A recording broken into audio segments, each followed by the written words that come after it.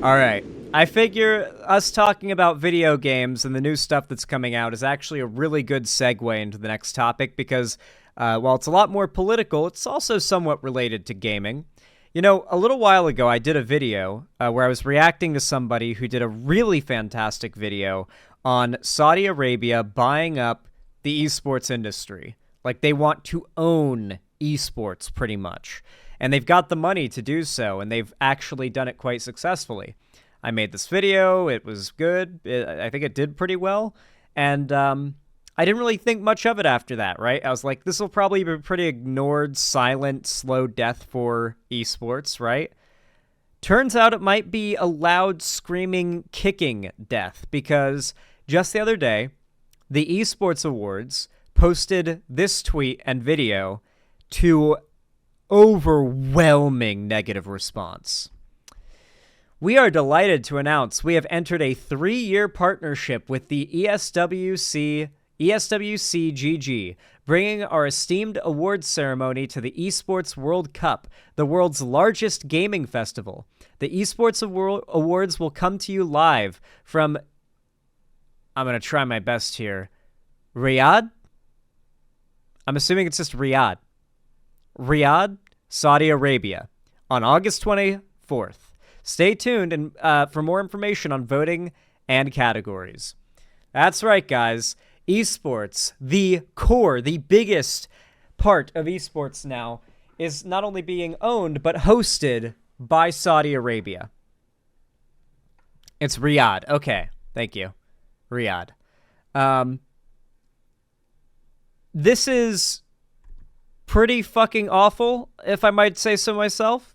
We'll find out why more in a moment as I get into Saudi Arabia's many, many human rights abuses and why this is going to be a pretty significant problem. But here's the video they attached to that tweet, if you guys are ready to cringe. It's a vast industry, lots of incredible opportunities. This is brought in to recognize those going above and beyond to support, grow, and evangelize.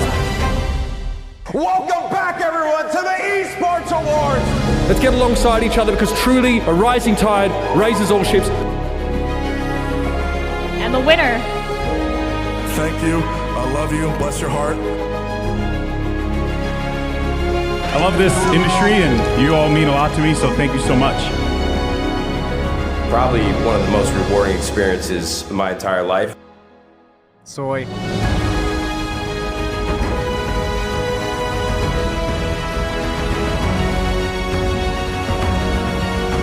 And the winner is... And the winner is... Why is this like an awards show? What? Like, that's not... Why is that what they're... Is this like the Esports Awards? Is this like an award show for esports people? Wait, so they're actually pulling esports competitors to Saudi Arabia to an event that's supposed to be like an award show. Uh-oh, guys. Like, what if, like, one of the competitors is gay and married to, like, someone of the same sex? The second they step foot into Saudi Arabia, they're in a pretty bad situation. You know, it's like, oh, man. Women, any female esports people, I'm pretty sure would have to always be accompanied by a man, right? Like a father, boyfriend, brother. That's the law. Like, strictly enforced law, is it not? Like, they go hard on that Sharia shit in Saudi Arabia. They don't fuck around with it in Saudi Arabia at all. Yeah, no, there's, like, segregation of gender and sex. Yeah, it's pretty hardcore. This is fucking wild, dude. People are not happy, obviously. People are pretty familiar with how bad Saudi Arabia is. Obviously, we talked about the Jamal Khashoggi murder and butchery that happened at the Saudi Arabian consulate. Was it the embassy? Yeah, was it a consulate or an embassy? What was it, the embassy? I don't know why I have the word consulate on the mind. One of those important buildings. And like bro went in, never came out. They love killing their journalists and stuff. It's pretty bad. Yeah, and this news has been out for a while now. This first came out in April 16th, 2024. Like another big headline about sort of Saudi Arabia consuming esports. It was the embassy. Okay, yeah, thank you. Inaugural Esports World Cup in Saudi Arabia worth more than $60 million hopes to send positive message to struggling industry. God, the way they're condescending about it too. By the way, for those that don't know, the Prince of Saudi Arabia is a Dota addict. Like, he has like a vested, ego-driven Elon Musk-style motivation to buy up esports, own it, and ruin it. Boasting the largest prize pool in esports history, this year's inaugural 2024 Esports Cup, EWC, could prove to be a pivotal moment for the industry. Organized by the Esports World Cup Foundation, and with the latest details announced on Tuesday. Fuck it, I can't read today. We're not reading all this shit. I can't read today. I don't know what's up with me, but my head hurts. So instead, we're gonna learn about Saudi Arabia's god-awful human rights abuses. This is from a French but in English news channel. New kind of representation. Saudi Arabia espouses women's rights, but imprisons anyone who seeks change. That's all about rebranding. Saudi Arabia is desperate to rebrand to the outside world and make itself an attractive location for tourism, like several of the other Gulf states, such as fucking Dubai have. They want to attract crypto bros and like wealthy misogynistic men who'll drag their girlfriends and wives and their and like bachelors who can go there and like feel as though they can just basically get sex slaves, right? And they kind of probably can. Well, some aspects of life in ultra-conservative Saudi Arabia do appear to be changing, but those who speak out still face the risk of severe punishment, and includes activists who challenge the system. Well, a recent example of this... Dude, they are so far from having freedom of speech or representation in Saudi Arabia. Like, they are, like, there is so much progress that needs to be made before you can get even close to that.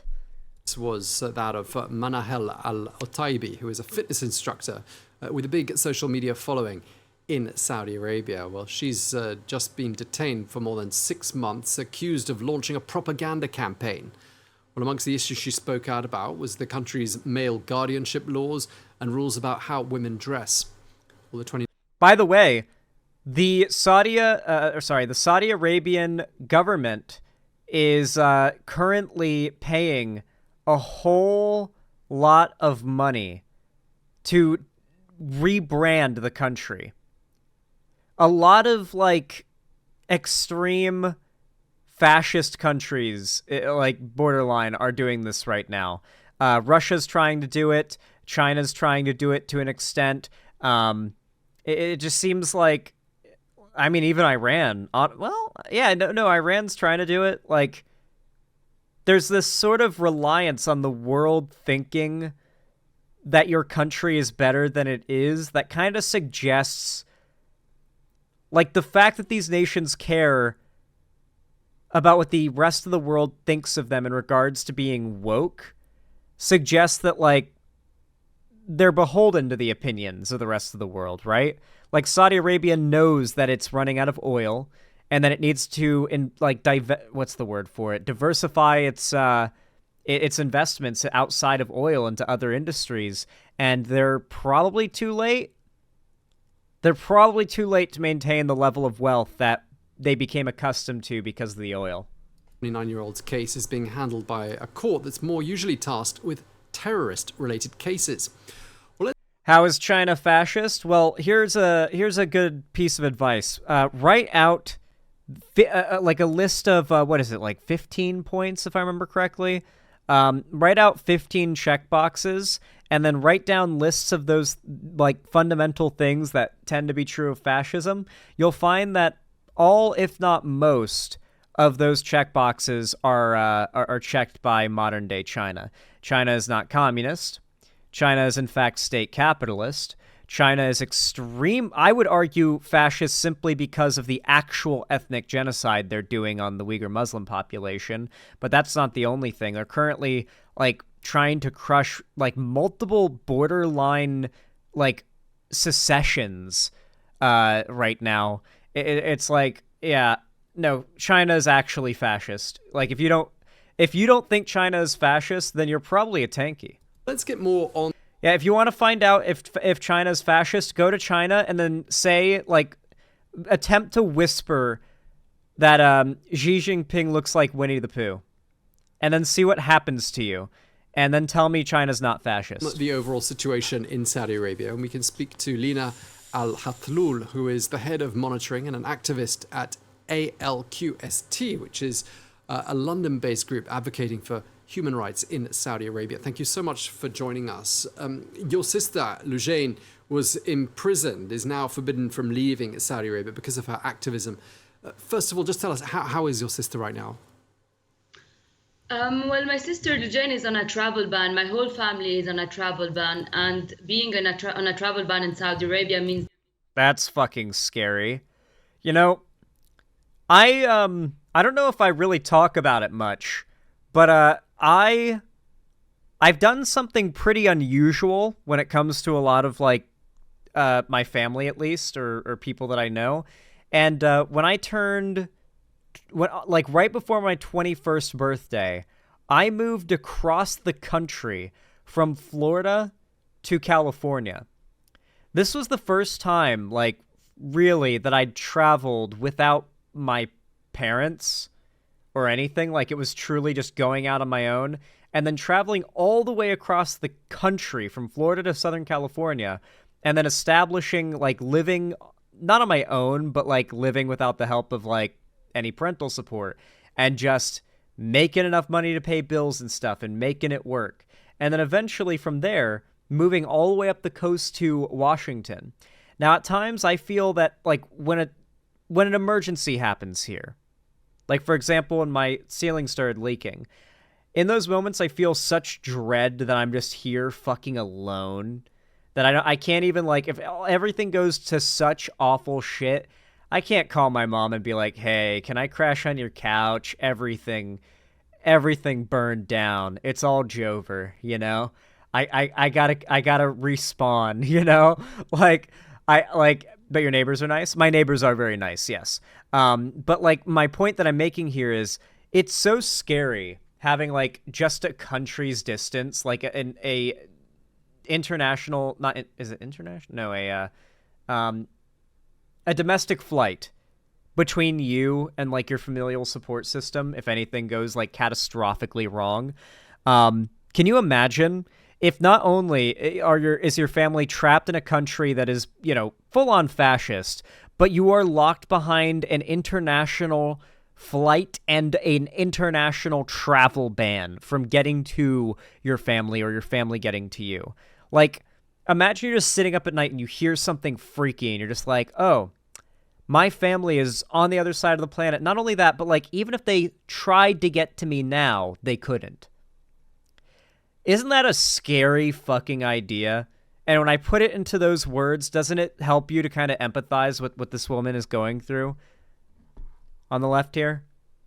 Like, think about that. That's, like, really scary. Like, she's in a completely different country. Who knows how long she's lived in America or wherever she is now.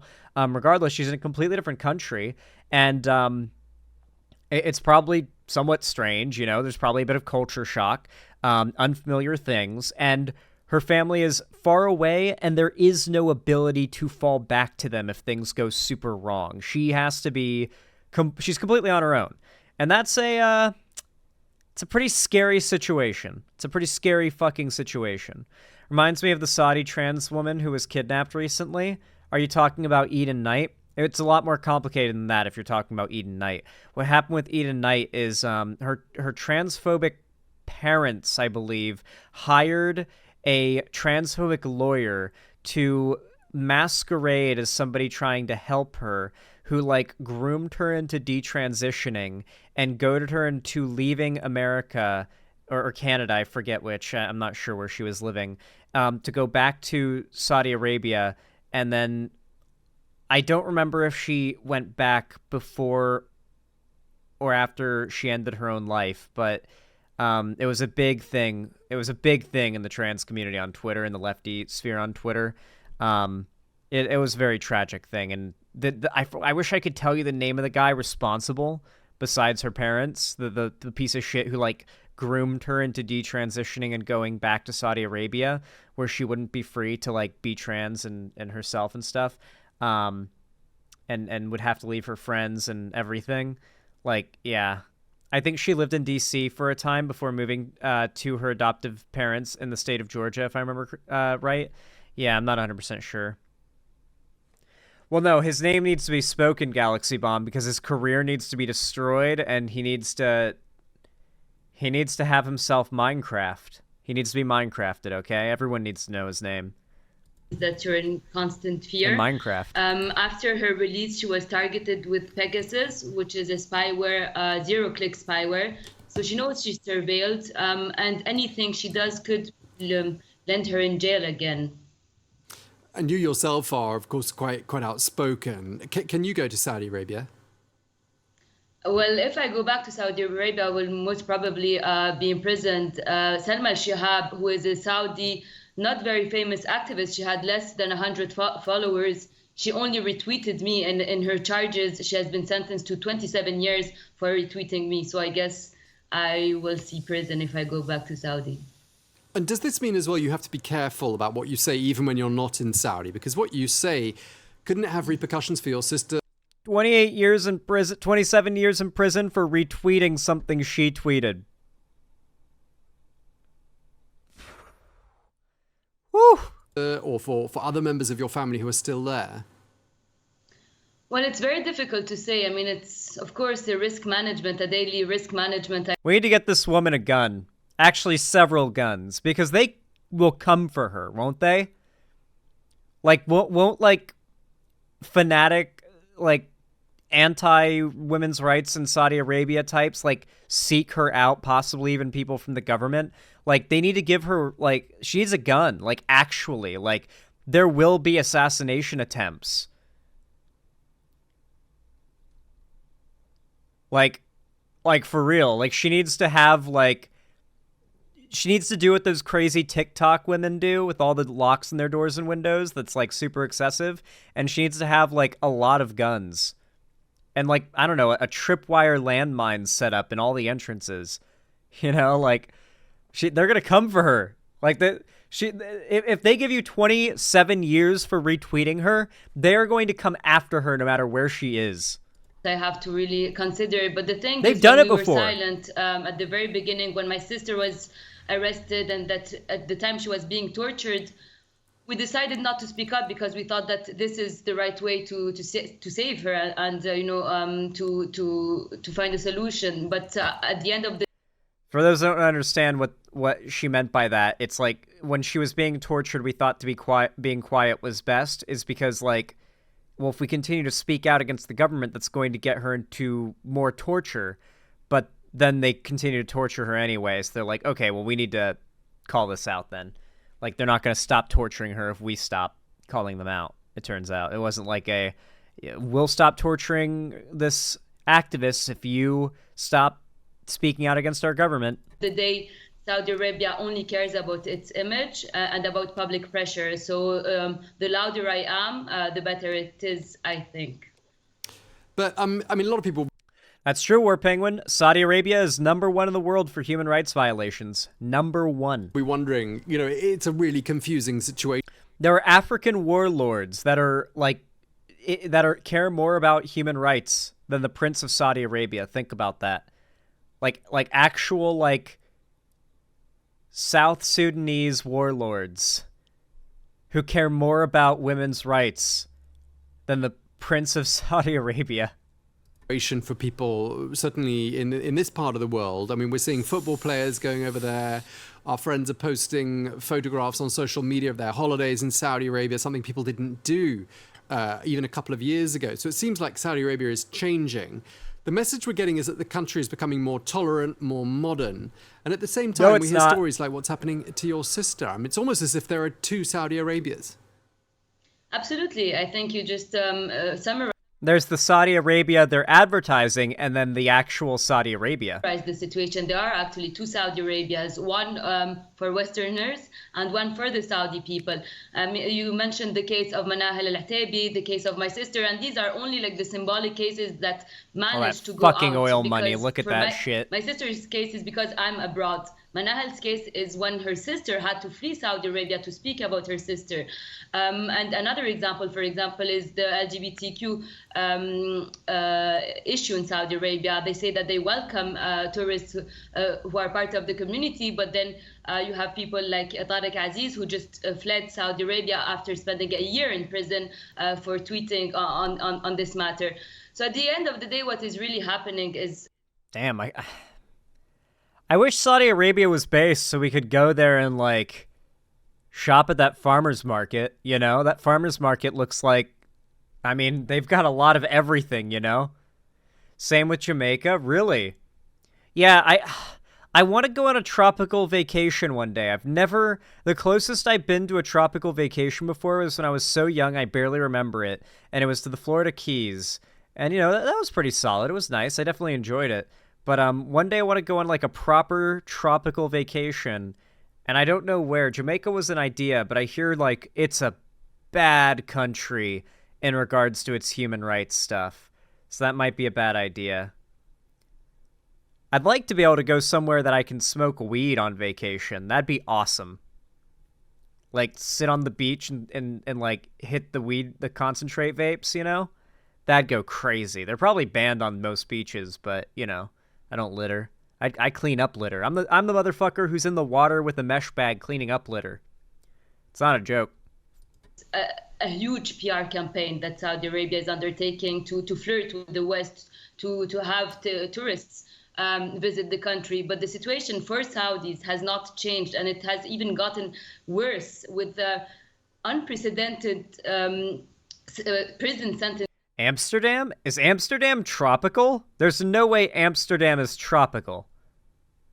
It might have beaches that are nice, like with cliffs and sandy beaches and stuff, but certainly not tropical. Amsterdam?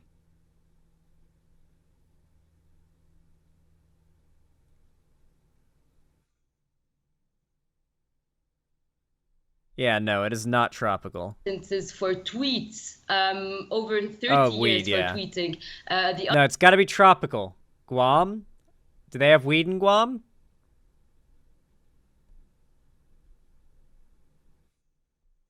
Thailand? Thailand's pretty tropical. Do they have weed? No, they kill. I feel like Thailand's the kind of place they execute people who smoke weed. Maybe I'm thinking Singapore. They're pretty close to each other. Singapore, they definitely kill you if you smoke weed. Yeah.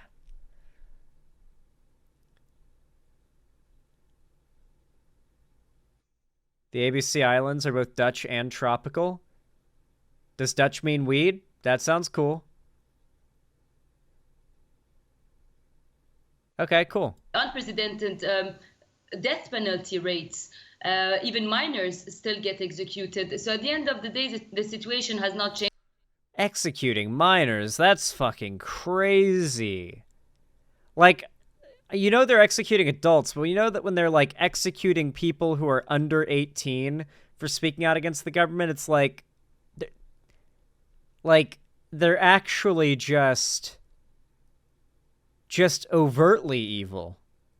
Like, please, kill them.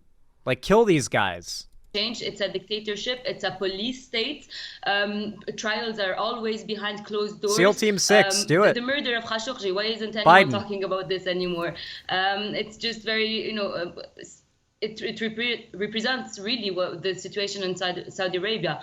Everyone is very scared to speak. Anything can lead you to jail, but...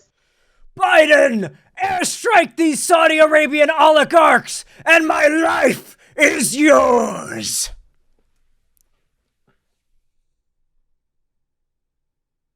Actually, tourists are very, very satisfied with the situation, and everyone is turning a blind eye on the situation of the Saudi people. And when it comes to women's rights, I mean, women still need permission to travel, don't they? And to get married, and you can't get an apartment without a male guardian or a male guarantor. I mean, are things getting any better for women? Because we're told they are, and the image that we're seeing is that perhaps there are more Saudi women making the headlines, perhaps behind the wheel of a car, perhaps in a sporting event. Is that again, do you think, just projection of this image the country wants us to see? Well, there has been changes, that's for sure. But the changes have been led by women, and the ones who have been fighting for it have been charged with terrorism. And these changes, the problem is, as we see with the case of Manahel al-Ataibi, who's actually in her charges, she was charged with not wearing a abaya. So the changes and the red lines are not clear anymore. So it really creates an atmosphere of constant fear of people not knowing what is allowed or not. And at the end of the day, if we say that the situation is better for women, it's when women can lead the fight, they can ask for their own rights. You cannot just impose changes and say that women are in a better situation now and imprison them when they ask for their rights. It's just another new kind of repression. You give the rights that you think are good for your own image. I'm talking about the government, and you do not allow them to lead the fights and to really build the society that they want to live in. So the male guardianship system still exists. We are still considered as minors till the end. Literally, it's illegal for them to leave the house, go anywhere, do anything without the accompaniment of like boyfriend, husband, or father or brother, like older brother, maybe. I think it has to be. Maybe like just an adult brother. That's the male guardianship system. Women are legally considered minors, which is, of course, why they also execute minors, because then, if they didn't execute minors, I guess they'd have to not execute women. So that's why they execute both children and women, because if they didn't execute the children, then they couldn't execute the women because they consider the women children. Fantastic. No boyfriends, only fiance, I think. Okay, well, does like the boyfriend status even exist for any amount of time in Saudi Arabia? I'm pretty sure it's arranged marriage, right? Doesn't it go straight to being engaged the second your parents introduce you? End of our lives, and if we ask for changes, we go to prison. So I don't think that the situation has fundamentally changed. It's still a very structured repression towards women. There is this campaign called Vision 2030, and it's the country's economic and social reform agenda. I mean, its name suggests that it's not yet finished because we're only 2023. I'm not going to lie, I kind of want to become president just so I can spend my one term, and I would only get one term, to be clear, waging as much war as possible. I feel like the US needs to like strong-arm the UK and all of our UN allies into just annihilating the Capitol buildings and whatnot, and like the oligarchs of Saudi Arabia. And then after that, like, just demolish. Like, just do away with everything holding back the U.S. and U.S. weapons from being used on Russian territory, and just demolish the Russian defensive. Just take no prisoner. Just JDAMs, airstrikes, just the most America shit. Like, literally blasting America, fuck yeah, out of, like, speakers on the helicopters. Have the most unpopular warmongering presidency ever. No one would like me, but there would be a lot of crumbled nations that were once extremely anti-human rights that would now have U.S.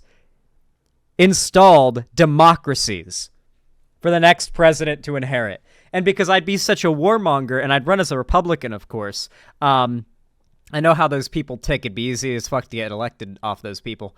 At that point, I would force the American people to vote for a Democrat to replace me, and then a Democrat would inherit this really good, all the war's been done, all of our enemies have been wiped out situation, and then I just get to retire knowing I get the rest and watch the sunset on a grateful America. What is Blood waffling about? This is my strategy, okay? Be the worst president ever, but do what's got to be done and run as a Republican so they vote for a Democrat afterwards to inherit and rebuild properly, you know? Xanos. Yes, Xanos. Yes. It does include, doesn't it, women's rights and various other social reforms. Do you think there's any argument for saying, look, this isn't going to happen overnight, but let's give them some time. Let's see what Vision 2030 brings us. And maybe Anthony Blinken lecturing what is on the floor there? The Crown Prince will have the reverse effect from the effect that you and I would like to see. Well, first, the question is, give time to whom? We Saudi people want to be part of this vision. We don't want it to be imposed on us. And that is why actually we, as Saudi activists abroad, we have the people's vision, which was built on after the Saudi 2030 was published, because we think that there's a chapter that's missing actually in the Vision 2030 is the Saudi people. We are not part of the construction of the new state of Saudi Arabia. We have been forgotten. So basically it's just on paper a vision that has not included the Saudi people. And you know, some of the principles in the vision, we have been advocating for it, but arrested for that, exactly. So at the end of the day, it's only on paper, and the people who have been advocating for it, the people who have been agreeing on these principles for a Yeah, no, Saudi Arabia has, like, women's rights in the same way that North Korea is a democratic republic, and the same way China is communist, or the same way that Russia is communist. Yeah, it's the same type of deal. For a long time have been arrested. So do they truly want to change the country, or do they just want it to be part of their PR campaign to repress Saudi people even more? I don't think that it is a vision made for the Saudi people. I think that it is a vision made for the government and to empower and legitimize an authoritarian. I feel like this level, like any amount, but really this overt a level of patriarchy. Do you think men are really happy in the society?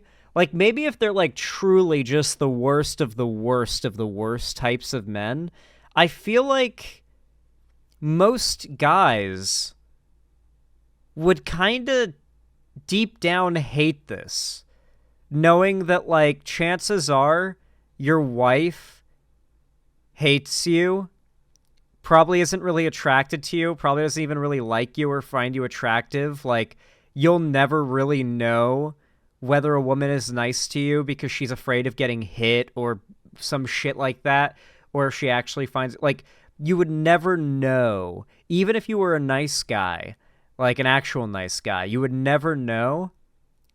At this level of patriarchy can't be, like, happy.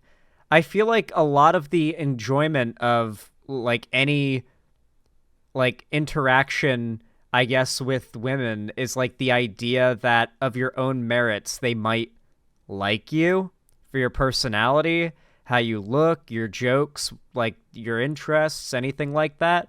But that's kind of off the table here when women are second-class citizens and they don't really have a choice, if that makes sense. I don't know. Like, you think men are miserable right now? Like, you think they're happy in Saudi Arabia? Made for the government and to empower and they don't look happy. Legitimize an authoritarian regime. Okay, well, I would love to carry on the conversation. I'm afraid we're out of time, but thank you so much for taking the time to speak to us. Lina Al-Hathlul, we wish you and your sister Lujain all the very best. Thank you so much for taking the time to talk. She was cool. I like this news segment. I feel like it did a really good job of breaking down these problems. Yeah, as you can imagine, people are not happy about this, and I'm glad I got, like, pretty early into talking about this and bringing attention to it, because maybe I'll have an impact and we'll be able to bring even more attention to the fact that esports is quickly being bought out by a fascistic nation, and we do not want to be supporting it. Like, I don't want to watch or support these esports shows, events, or anything like that if it's going to be paying for more money to Saudi Arabia, you know? I don't like that. I want to give Saudi Arabia my money. Fuck them. Not the people, those running the country, you know? Anyway, if you enjoyed this segment, or what I had to say in it, please consider dropping a like. It really helps a lot. It's like a little zap to the YouTube algorithm that forces my content out to more people, and it really does help a lot. You can also subscribe and ring the bell icon to turn on all notifications so YouTube tells you when I go live or upload a new video. And of course, don't forget that you can also comment down below to boost my channel and the algorithm too, so I really do appreciate all the comments. It's been helping a lot lately. The channel has been growing immensely, so I really appreciate that.